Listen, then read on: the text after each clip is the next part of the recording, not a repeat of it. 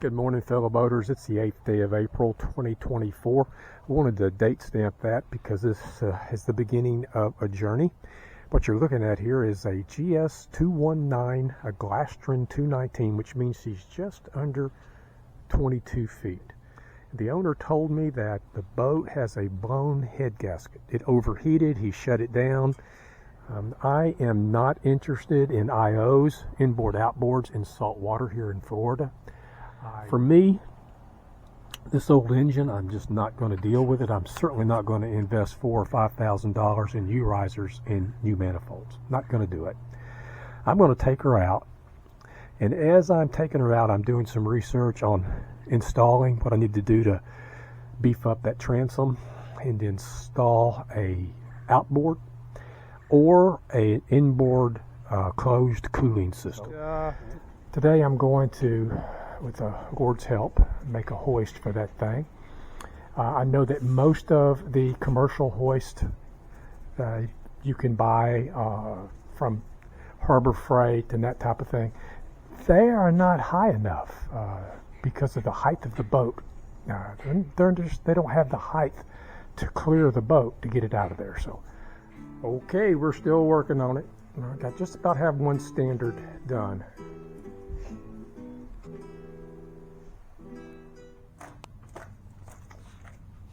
Okay, yesterday was hoist built day. Today is engine removal day. Okay, it's the 14th day of April. The engine is loaded up. We loaded it up a couple days ago. And she's ready to go to the recycling, as are the manifolds, risers, generator, alternator, and made a mess in the back of my truck. You can see that the head gasket had obviously been compromised, and that seawater flowed into the engine and probably froze that engine up to start off with. The previous owner said he shut it off immediately, but it was probably hydraulically locked up. A bit of a challenge yesterday. The wife and I got out here and slowly and incrementally removed this outdrive, and we were rather pleased with what we found.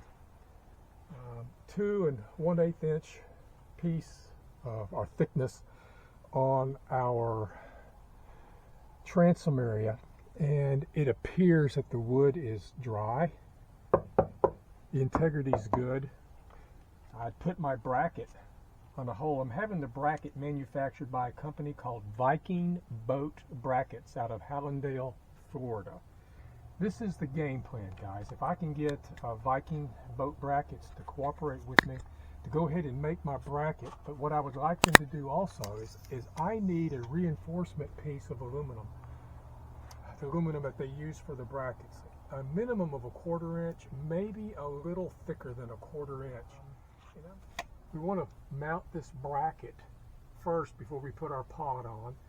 I was looking at 5,200, the entire bracket here, to add integrity to this transom. The game plan is, okay, on the inside of the build here, with the bracket mounted to the outside, I would need another bracket that I would mount to the inside of the transom. Preferably that bracket would be squeezed to the bracket on the outside of the transom with stainless bolts and stainless nuts. It would be pulled to the studs off of the stainless bolts. I would also mount another piece of aluminum over the engine, the former OEM engine studs here, the brackets for the engine, and put heavy duty angled aluminum mounted to those studs coming out of the transom to this plate, where I would transfer the energy, any energy that was going to the transom. The transom would be safe from thrust and from reverse, because that energy would be transferred to these stringers or these engine mounts. All right, we're in process. Went down and purchased a used 250 Verado, trying to get everything all the electronics hooked up, wired up. I'm going to do a 300 on her. All right, my wife and I, we got out here last night and did the best we could to get this piece of, it's a heavy duty, at least a 1/4 inch thick, piece of 50-52 aluminum set up here over the transom. All right, for the outdrive, I've cut these little silhouettes out here to fill that in. I'll do it from the inside. I'm going to make these, fill these in with polyboard, what I call it. It's a polyvinyl trim, purchased from Lowe's. She's a true 3/4 inch. Okay, my initial hope or intent was to simply plug up the outdrive hole, seal everything up real good, and hopefully use the existing transom and just reinforce it with maybe a sheet or two of 3/4 inch marine ply and glass it in real well, tab it into the bulkhead.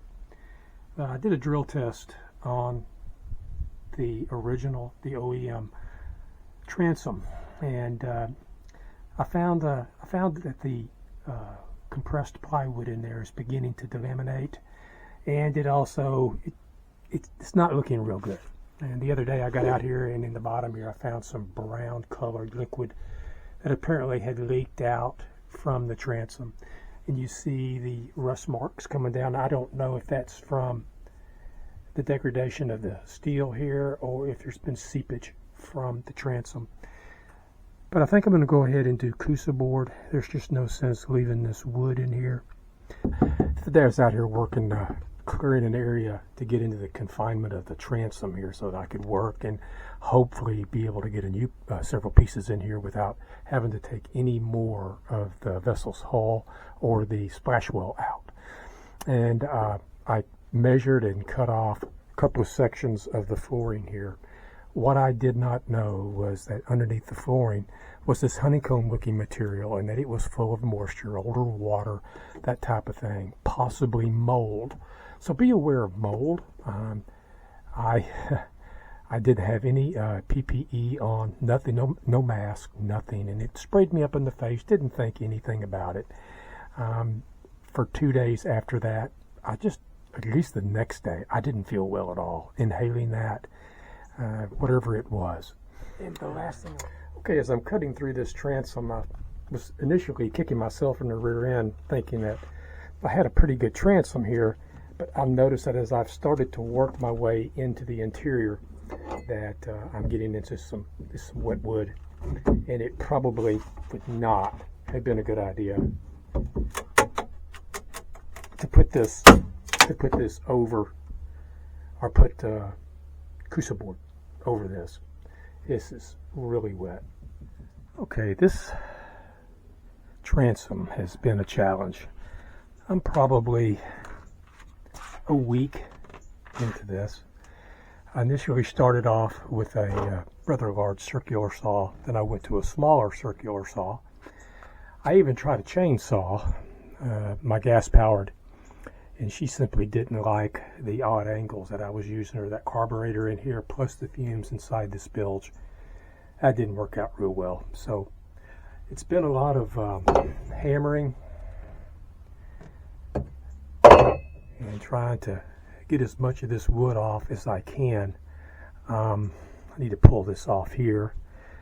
I'm down to about 1/8 of an inch out of the fiberglass on the hull. I'm going to see if I can't grind that down. I've got a special grinding pad, a couple of them from Lowe's. And I ordered a Oregon electric heavy-duty powerful chainsaw. And the objective is to use that chainsaw to cut out this transom as it extends back here behind these stringers in this support system. I need to get that out of there. The tools that I have found most advantageous in taking out the transom, I'm about 3/4 of the way through. This little saw I purchased over at a small, relatively one-handed circular saw. Purchased that at Harbor Freight. It's been very advantageous in cutting horizontal and vertical lines that I could chip out with my chisels. This, getting down to about 1/8 of an inch of wood left, this little aluminum sanding adapter on an angle grinder with 60 or 80 grit, 60 grit, just really cuts the wood off of there. I recommend PPE with this, a mask, and of course glasses. This little oscillating saw has been a huge help in cleaning up the perimeter in some areas that I was having difficulty chipping out. The most advantageous thus far has been this electric chainsaw. I attempted to use my gas powered. Because of the odd angles that I was holding it, the gas feed was being interrupted. It wasn't working well. There was a lot of fumes being trapped in the bilge, the noise, and it turned out to be pretty hazardous. I ordered this little Oregon off of from Amazon, off the internet. It's a 15 amp, 16-inch bar, and she will take you right down to the glass. It's important that you use this in conjunction with a bright light and shine it on your work as you're feathering yourself down through the wood on your transom. Your glass or your resin material will begin to reflect the light. You'll know that you're getting close to, or you're at the point where you need to stop. If you're not familiar with chainsaws, I'm not sure if I recommend taking this into a confined bilge area because it is dangerous. The time that I've used these on the farm, subsequent to my retirement, is probably the most dangerous tool that I had out there working those fields.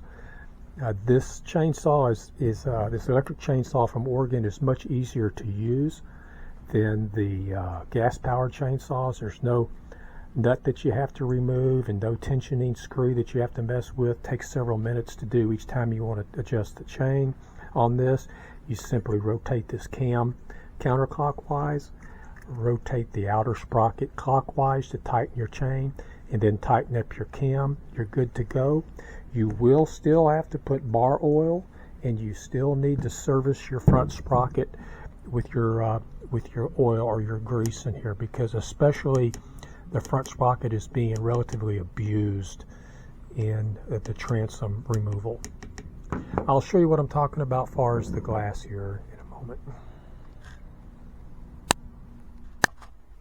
Okay, in the bilge area, I wanted to show you with the chainsaw working down in here.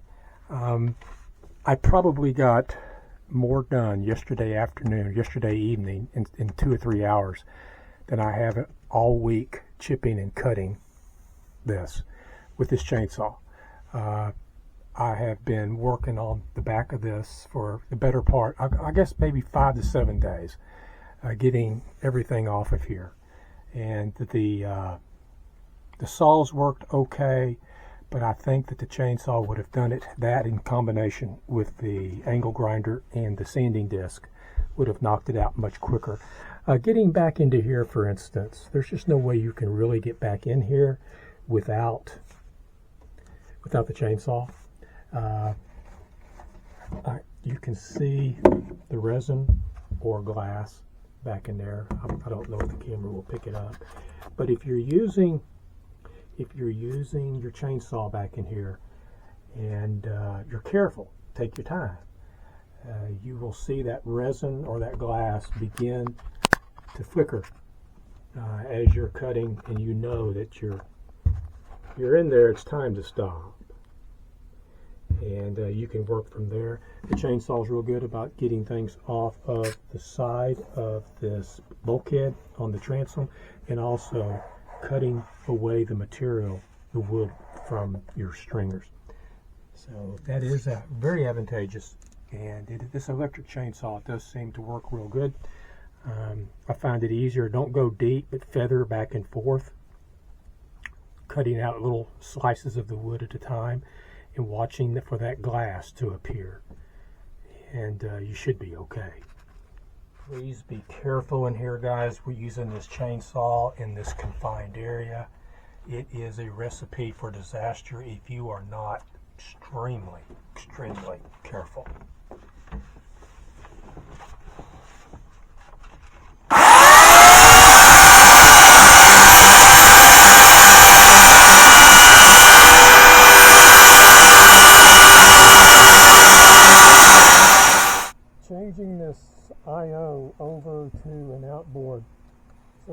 dark than I thought it was going to be. The outboards. Working in this transom has been a real challenge. It's doable, but it's just a challenge. Just be prepared for that.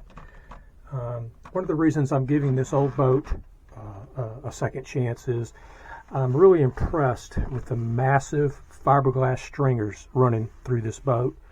What I'm hoping to do is insert 2 pieces of 1-inch Coosa back here. The board's all cleaned off, and glass it in on the front here and bring the glass over onto the deck and onto the walls. I hope to, or the bulkhead, I hope to clean the bulkhead off sufficiently, clean this off sufficiently to get some overlay with 1708 onto these walls in epoxy.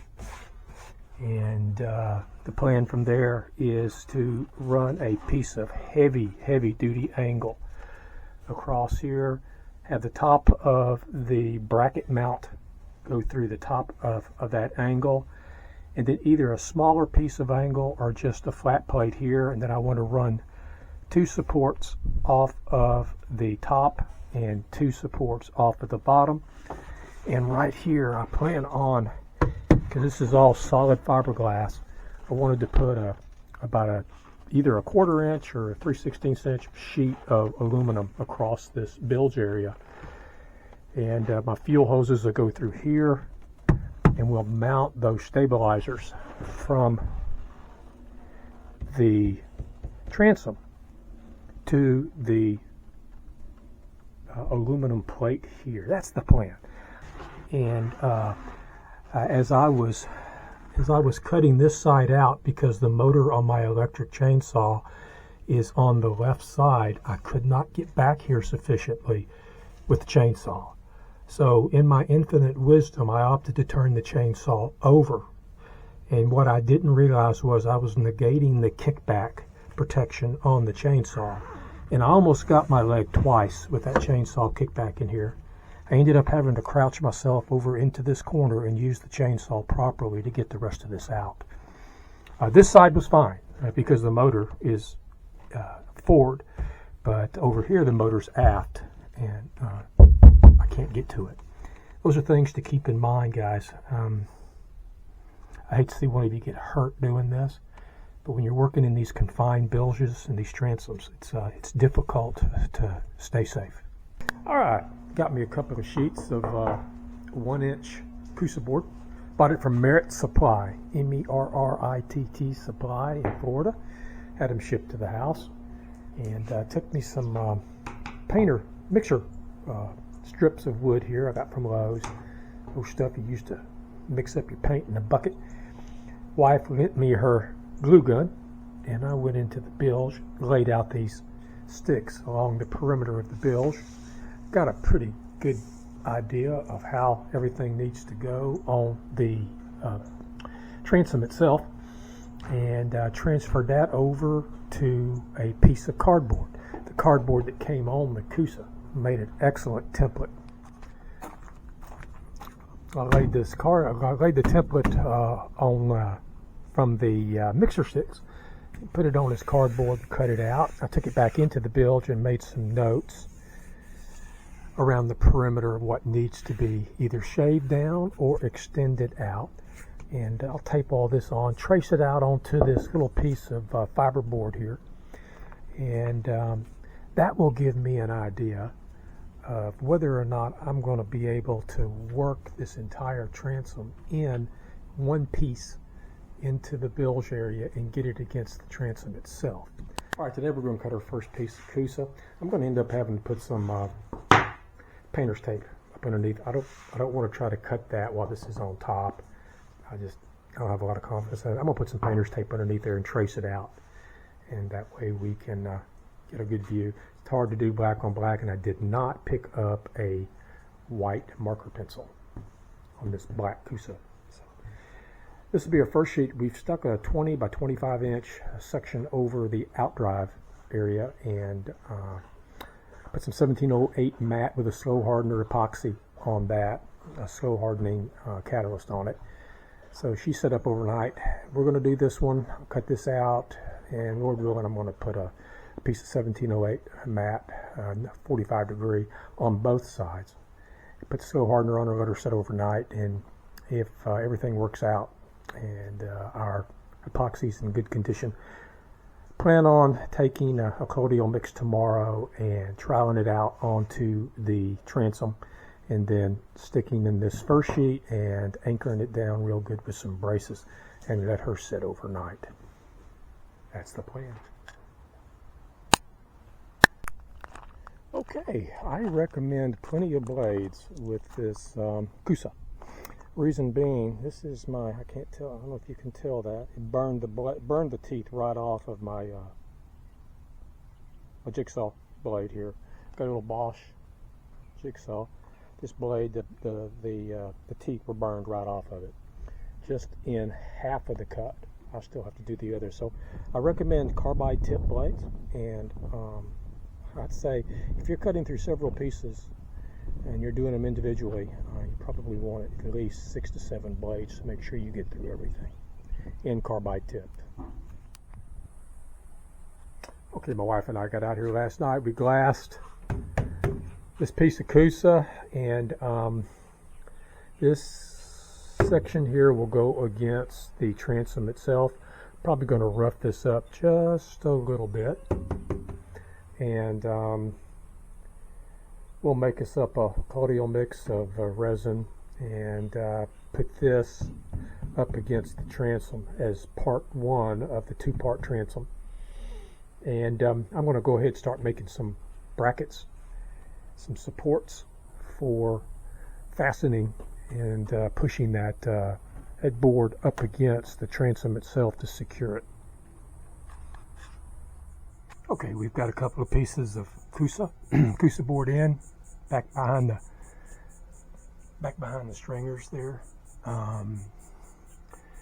Decision needs to be made whether I want to put a third piece in there. That would be 3 inches plus a 1/2 inch of combined 1/2 inch aluminum, and then a 1/2 inch transom wall in the back. So not sure if that's something I want to do, if I want to put another in there or not. I'm thinking that 2 1-inch pieces of Coosa is probably going to be sufficient. I'll give that some thought, and I need to build this up. I want to make this all storage here, and need to fill in all of the crevices here with some Cabosil and a 5-to-1 ratio of epoxy and slow hardener, and we'll be on our way with this bilge. Just one other thing I want to make a note of, guys. When you start a project like this, you start to cut, put this Coosa and that type of thing in. Make sure you have every duck in a row.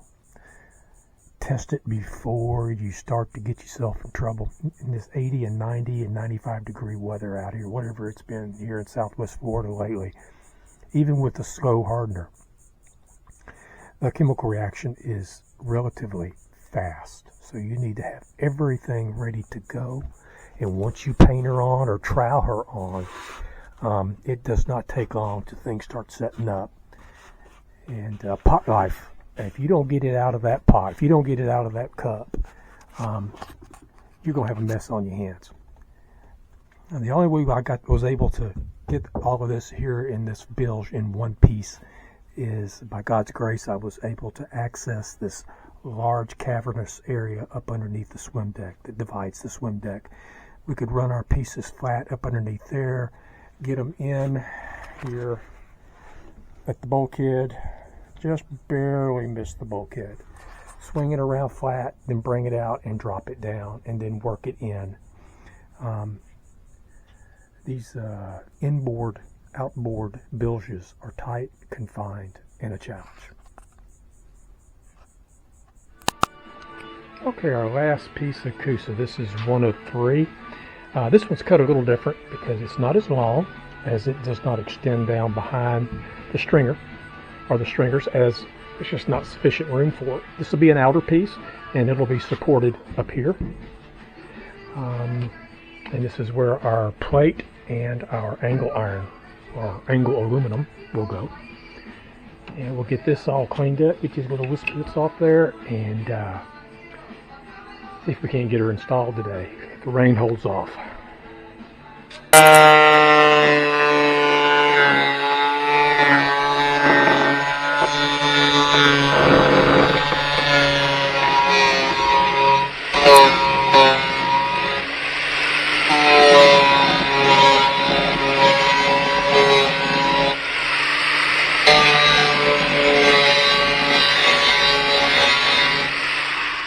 Okay, we've got the last piece of Coosa installed. Fitment is not exactly what I was hoping for, but it'll work. Okay, this is the heavy-duty bracket. Actually, I ordered a 21, but the kind gentleman at Viking Brackets, he took into consideration what I was trying to do and recommended a 24-inch bracket to get me well past the swim deck. So Viking Brackets is doing what they can try to help me out.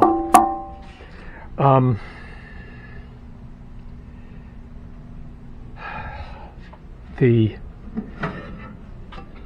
goal from here, I'll set this flat plate up against here. I'm going to tie it on, and I'm going to go from the inside out and drill those holes into this bracket, or into this sheet of 50-52 aluminum, and that way I know that the holes match up perfectly, and I'll use this template to drill into the sheet of aluminum on the transom aft of the vessel, and then I'll turn around and make this part of the support structure on the inside of the transom to kind of dissipate or equalize out some of the pressure that transom is having to carry with a 250 Verado and this. I'm still, logically, I don't see how that's going to happen, but this is all an experiment for me, and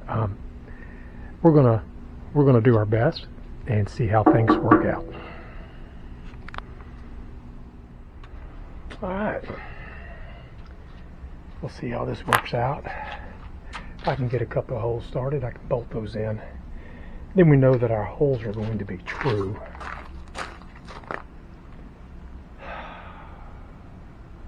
Get that lined up as centered as possible. Okay, that should give me a workable template for the mounting in the back measure, so I can measure where my bracket goes and get the correct holes in the correct place. I'm not guessing, drilling through my transom.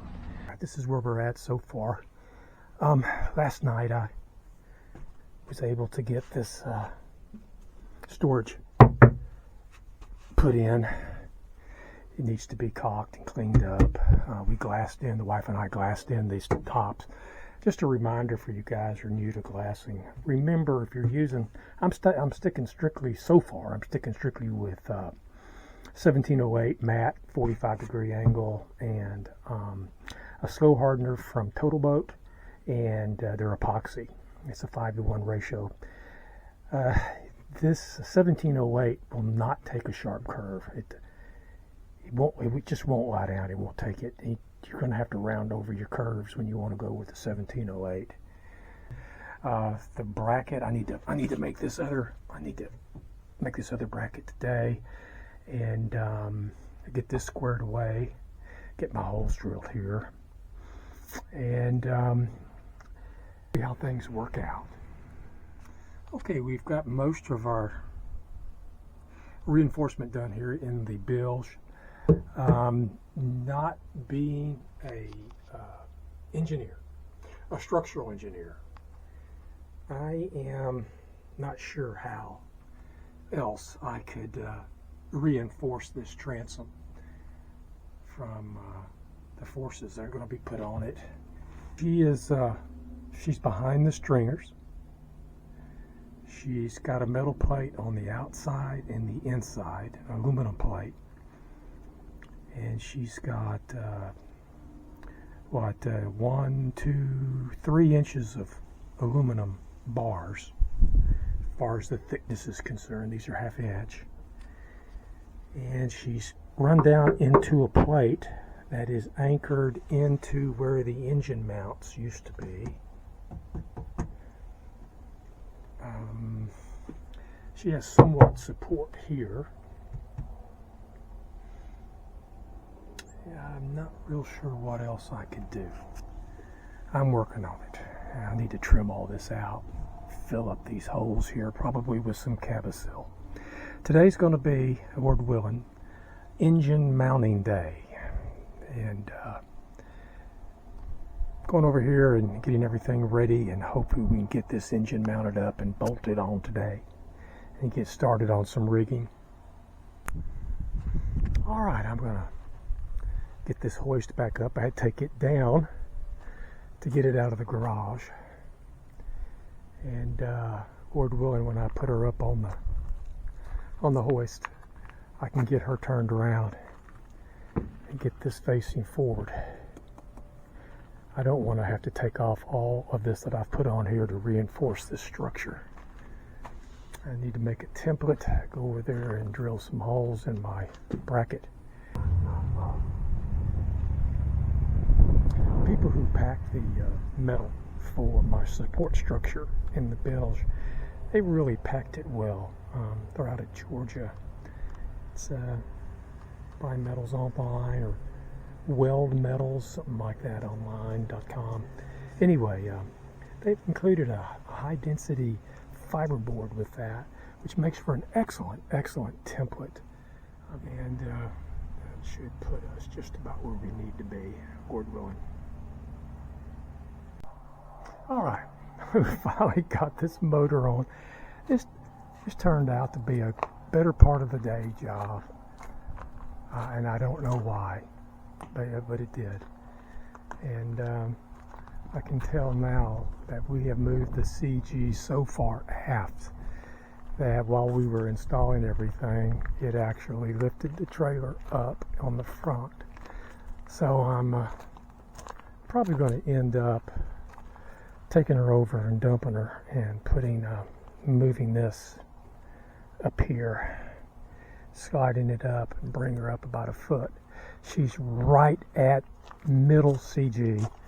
You can take almost 2 fingers and push the trailer back down. She's neutralized, but that's not good.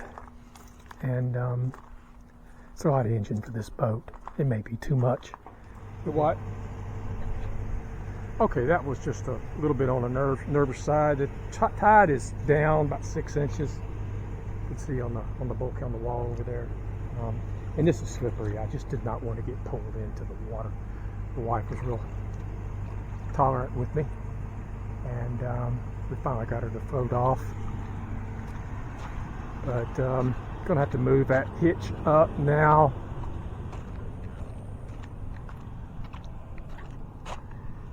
And I may end up having to add about 80 pounds to the bow area. She's sitting okay, but you can see she's a little bow high by the time I put fuel in her. And we put the seats back in, and I put me a 1 or 2 size 31 batteries in there. We've got a little bit of water down there. I think most of that water came from this, because it's not on the rise, thank the Lord. I think most of that water came from the area here. It's been sitting for such a long time in rain that I believe it just accumulated. On the trailer over, she moved to the back. Box is sitting, the bracket's sitting okay. I think that's just about where she should be, which I'm surprised with this 600 or 700 pound Verado on the back. Very surprised. But nonetheless, we'll keep an eye on it and see where we go from here. All right, by God's grace, she came out of the water pretty good. We're right at 12 inches forward. Should have about that much bunk showing. Puts me right here at the lights. Got about 12 inches of bunk showing. That will allow me to even access maybe a good transom saver. Don't know yet. Anyway, the water that was in there must have been residual. It must have been over that because she maintained her water level, which is a good thing. All right, we're gonna go put some fuel in her and get this motor tested as soon as my fuel line comes in from Evil Energy. All right, we've got our bilge pump, our switch, our hose mounted out through the starboard side. That's a start. I'm still waiting on my remaining fuel hose. Went ahead and put in this tube of PVC. Try to reduce or minimize or hopefully negate any chafing from the wires and hoses going through. This is Mercury's steering pump. Got all the wiring, covers, everything else that goes with it. I'm going to do my best to circumvent that. Running the battery and everything else, the discharge that's required to keep that thing functioning. We're going to try this Seastar helm pump. This is model number HH5271-3. But to be careful drilling your holes. You guys that have already got your hole for your other helm, this may not fit. It requires a 3-inch hole, and you want to use a punch. Be sure you put this on correctly. Also, you're gonna have to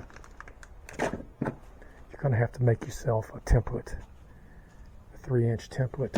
Screw that dude into your helm, and then use your hole saw in that, or else you're just gonna wander all over the place and tear everything up.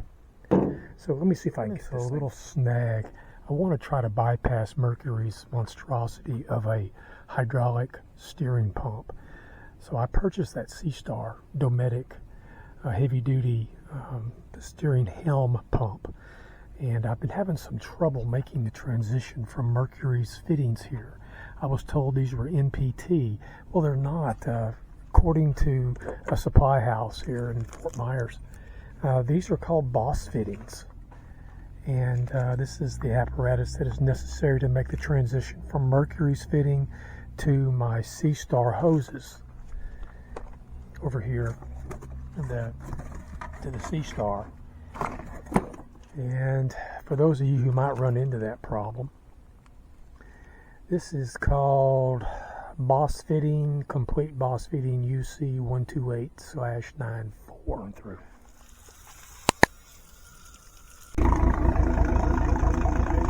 Okay, it's the 3rd of July 2024. We're doing a stationary test here. To go into forward well and neutral and reverse well. Okay, today we're fabricating an outer bilge wall. Okay, it's the 17th day of July 2024. Currently I'm in the process of finishing off and glassing up a bulkhead that will be the outer portion of the transom well, and trying to get this thing secured and get her glassed over. This is just simple Lowe's, some of their better grade, not furniture grade, but a little better grade plywood. Just a quick note, where structural integrity is not a primary concern, I do believe that a chopped strand with a polyester resin would probably be your better option on coating something like this if it's just for waterproofing, that type of thing. 1708 matte does leave a very sharp, without sanding it down significantly, leaves a sharp edge, and she's also very difficult to bend around these curves. So chopped strand may be the way to go. This rear portion will be facing inside the bilge, so I'm not concerned about aesthetics too much on that. I am a little concerned about aesthetics here because this will be facing toward the helm. And This bilge paint is more of a gel coat, and probably could put another coat or two to really smooth things out. But you know, this old boat, I'm building her to enjoy her, and I just don't know. This is 2 coats. You can still see, the 1708 mat and the angle, the 45-degree angle through there. So I don't think it's a big deal. I may stop here, or I may lay her flat and sand her down a little bit and roll another coat. This is painted on with a brush. I may roll a coat on there, see if I can smooth that out some. But anyway, that's where we're at. But chop strand may be the way to go when you're bringing it around a curve in these corners. I really struggled with 1708, even though I soaked it with resin. It was a challenge.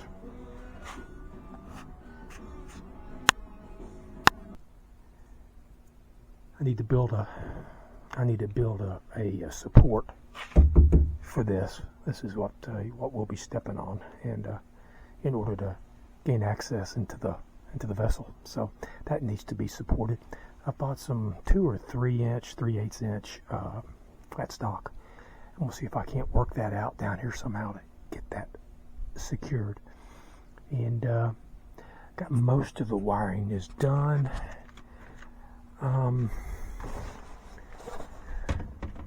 Ended up having to fabricate a bracket for this center console helm or binnacle, and did the best I could with that, and trying to protect these wires as much as I can. I'm not going to pay $700 to $1,000 for a hull mounted binnacle. Just not going to do it. And fabricated these hole covers out of some 1/8 inch aluminum, and also had to make this plate. It needs to be painted again, and also inserted a bilge warning device for the automatic bilge back there. If that goes off, this flashes and makes a heck of a noise to allow me to allow notification. And then I'll switch on my secondary pump when I get it installed here.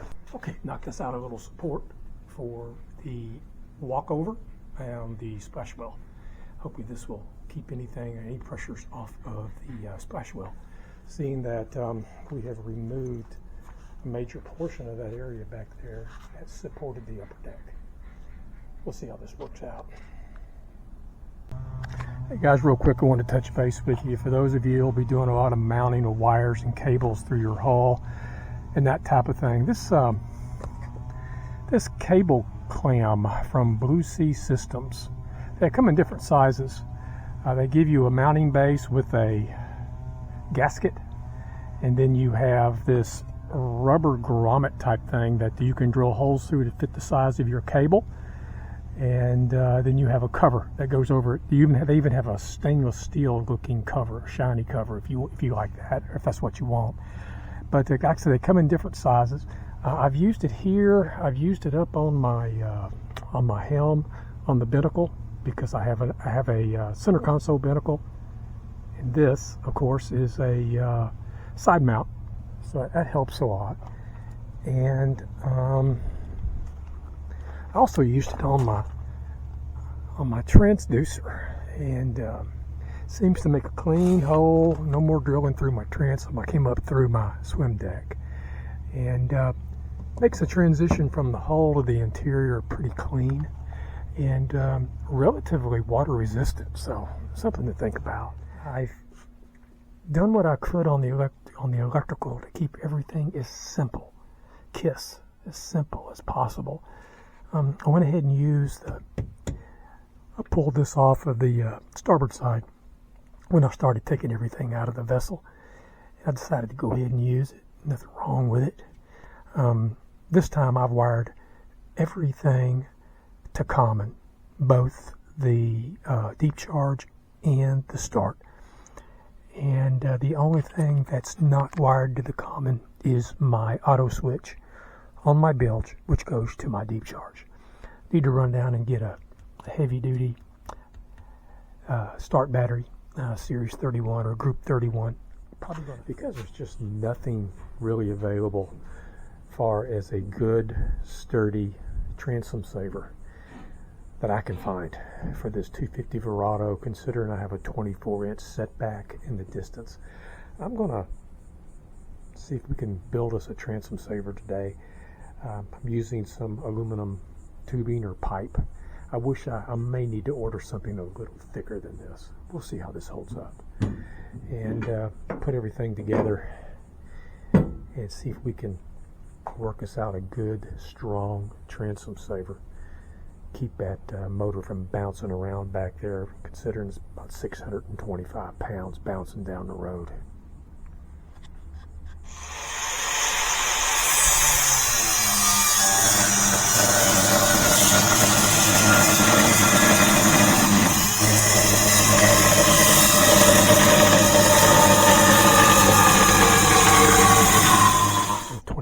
Bracket here, this 625 pound Verado bouncing down the road on my transom is not something I cherish at all. And I could not find on the internet a transom saver that looked like it would do the job. It just, they weren't there, especially being so long. And this is just a basic idea. I went down to a place called You Build It. It's an aluminum supply house in Cape Coral, Florida. And I purchased some, I think this is 1.5 inch OD aluminum, either tubing or pipe. It's just a little less than 1/4 inch thick. And I purchased some angle iron, cut that angle iron down to meet flush with this bracket. This bracket they had at the supply house, the aluminum supply house also, or you could use those brackets that clamp over the trailer for your axle and that kind of thing. It's up to you. But this was at the aluminum supply house. I believe it holds something far as awnings, partitions for aluminum structures.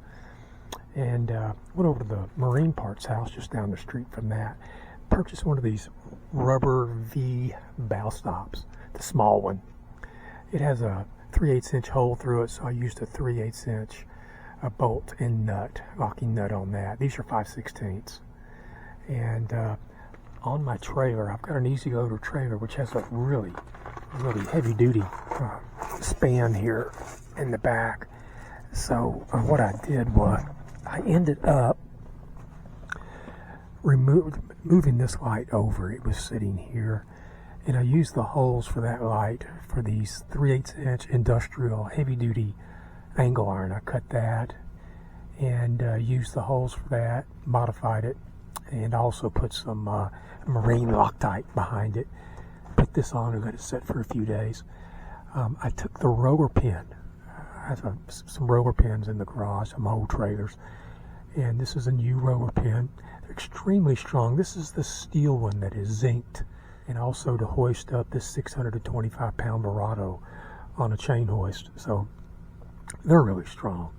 And I capped the end as you would normally a roller pin, and drilled a hole through and just pinned the other side just for security, make sure she doesn't go anywhere. But with that Verado locked down on her with the trim motor, she's in there tight. And gives myself some space so if I don't load the boat on here just perfectly. I have about 4 or 5 inches there that it can move back and forth to stay perpendicular with the lower gear case, and everything stays true. So that gives you some flexibility. Part 2 here, we're trying our best to get this thing underway. She's doing fine. I was taking on a little bit of water in the bilge, keeping an eye on that, and I have no idea. The transom wall is clear and dry. I'm not sure where that's coming in. It may maybe I didn't put the transom plug in sufficiently. But get up here and stop and check that again. I have the transom bilge on a warning device, so if my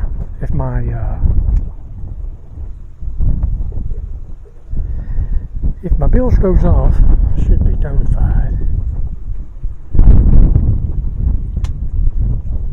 We'll see.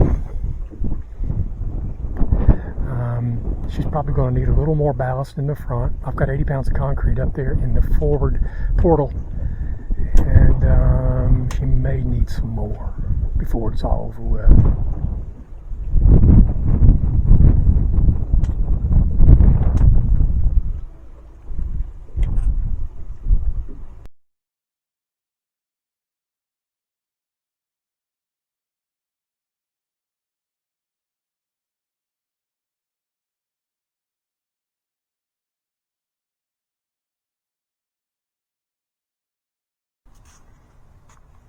Alright, the Verado did not work out. Too much motor, too little boat. And went ahead and sold the Verado, and I've purchased a 2014 Mercury 150 EFI 4-stroke. And it's got practically a brand new lower on her. And the reason I purchased it is the owner appears mature, appears to be very conscientious, meticulous on the maintenance. She's got somewhere around 270 something hours. I'll put a vessel view on her and find out exactly. But today we're going to hoist her up and see if we can't get her fitted to the glastron over there if the rain holds out. And that's where we're going to go from here. We'll see how she does. She's supposed to be right around 200 pounds, 200 plus pounds lighter than the Verado. Of course, not near the power either, but I'm not concerned about power. But we'll see how she floats, and we'll take it from there. Okay, got the Mercury mounted. Ran into a problem immediately. As opposed to the fixed bar on the Verado that does not move, this C-Star bar does move, this hydraulic actuator bar for the steering. And I found out that mounting it directly to my 24-inch setback, I was hitting the swim deck. So I ordered an adjustable bracket, and it was just, I was concerned about the integrity of that Chinese knockoff.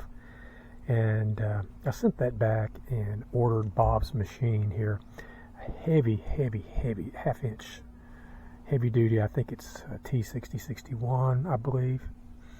Anyway, it's a heavy duty aluminum, and I'm going to try it out.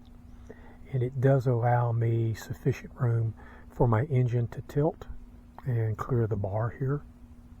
I ended up putting some protective hose over my C-Star hoses, just to keep any chafing and abrasion down as these things rub across, because all of this moves. It didn't with the Verado, everything was stationary, but this bar moves and tilts, so it's going to put a little more stress on the hoses. And I'm concerned that I'm a little high. I do have the option of bringing the engine down about 1.5 inches or 2 inches, but it is my understanding that for every 6 inches of setback, you can raise the engine, the cativation plate, 1 inch from the bottom of the boat.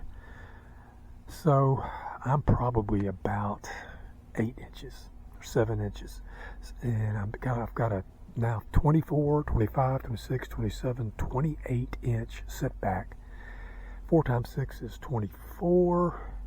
So I could probably get 6 to 7 inches rise. I'm real close to where I need to be. I may have to bring her down after I give her a water trial. But that's where we're at now. Still waiting on my throttle and shift cables. And once those come in, we should be, Lord willing, good to go. Okay, looks like we've got a pretty good P-string going there. Got everything hooked up, got our cables hooked up, got her in a grommet here. And seems to be idling okay.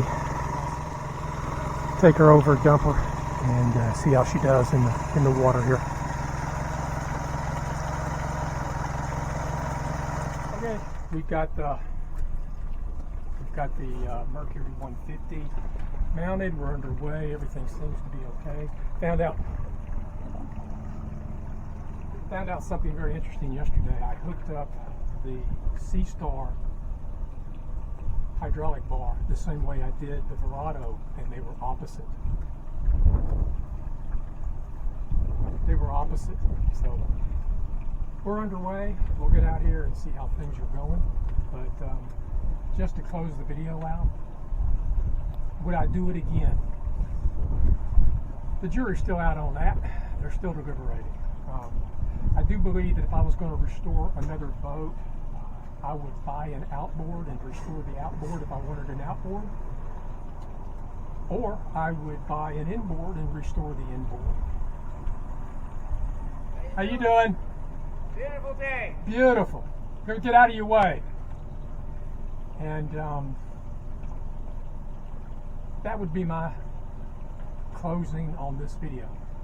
If you're really interested in transitioning a boat, transition an inboard to an inboard, an outboard to an outboard. The designers originally designed them that way.